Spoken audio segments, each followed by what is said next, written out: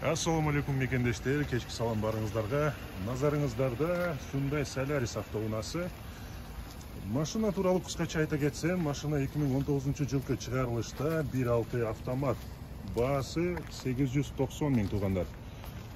Машинанын сырткы келбети өзүңүздөр көрүп тургандай эч бир кандай дефектсиз, жакшы абалда сакталган.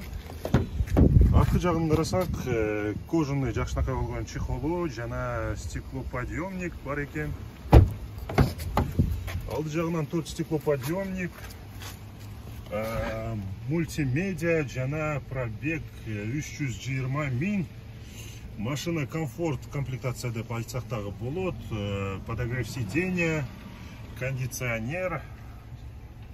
Машина комфорт класста кандай боло турган болсо, бардыгы бар. Машинанын хозяйнын номерин описанияга таштап кетебиз туугандар. Басы тууралуу өзүңүздөр кеңири чалып, сүйлөшүп, баалашсаңыздар болот. Буюрса машина аябай жакшы состояниеде.